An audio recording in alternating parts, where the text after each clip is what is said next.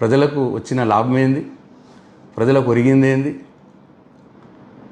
ఇట్లా మేము 10 సంవత్సరాల మేము ప్రభుత్వంలో ఉన్నప్పుడు మా కేసీఆర్ని కానీ మమ్మల్ని కానీ అనరాని మాటలు అన్నారు. ఇదే మానాల మోహన్ రెడ్డి గారు అన్నారు. కాంగ్రెస్ పార్టీ ఇన్ఛార్జ్ బాల్కొండ ఆయన నన్ను వ్యక్తిగతంగా చాలా మాటలు మాట్లాడినాడు. కానీ ఏనాడైనా వాళ్ళ ఇంటి మీదకి మేము పోయినామా? మేము అధికారంలో ఉన్నప్పుడు పోయినామా?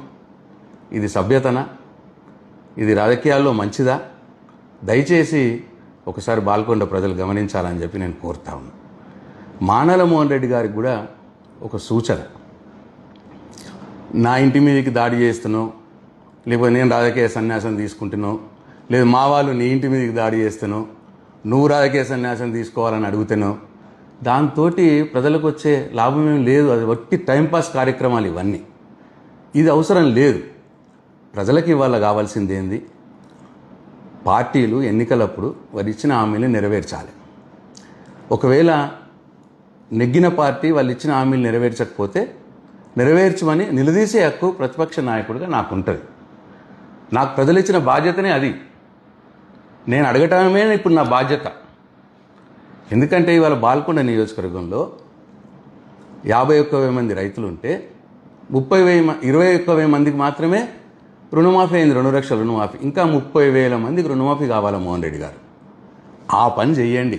మీ ముఖ్యమంత్రి గారికి చెప్పి ఆ 30,000 మంది రైతులకు 2 లక్షల రుణమాఫీ ఇప్పియండి రాని వాళ్ళకి. అది చెయ్యాల. ఈ ఇంటి ముట్టడితో వచ్చేదేం లేదు ప్రజలకు. నా ఇంటి మీదకి వచ్చి దాడి చేస్తే ప్రజలకు జరిగేదేం లేదు. అట్లనే రైతు బంధు మీరు ఒకసారి మొత్తంకి ఎగ్గొట్టినారు, ఇంకోసారి 4 ఎకరాల లోపల వాళ్ళకి ఇచ్చి మిగతా వాళ్ళకి ఎగ్గొట్టినారు. ఆ మొత్తంకి ఎగ్గొట్టిన వారికి తర్వాత 4 ఎకరాల పైన వారికి ఎవరైతే ఉన్నారో వాళ్ళకి రైతు బంధు ఇప్పియండి మీరు ముఖ్యమంత్రి గారితో మాట్లాడి. అది మీరు చేయాల్సిన పని. ఇవాళ మీరు అధికారంలో ఉన్నారు, మీరు ఒక కార్పొరేషన్ చైర్మన్గా ఉన్నారు, అధికార పార్టీ జిల్లా పార్టీ అధ్యక్షుడిగా ఉన్నారు. మీరు పోయి ముఖ్యమంత్రి గారి దగ్గరికి పోయి రుణమాఫీ కాని వారికి రుణమాఫీ ఇప్పియండి, రైతు బంధు రాని వారికి రైతు బంధు ఇప్పియండి. వడ్ల బోనస్ 3 పంటలు అయినాయి, ఒక్క పంటకు 20% మందికి ఇచ్చినారు.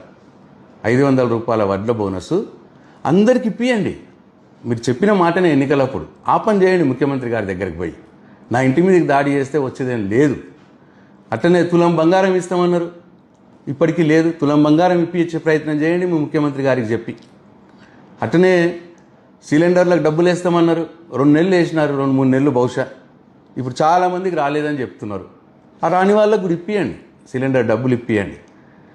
4,000 పెన్షన్ ఇప్పిస్తామన్నారు, 2,000 కాదు 4,000 ఇప్పిస్తామన్నారు. బీడీ కార్మికులు వేటి చేస్తూ ఉన్నారు.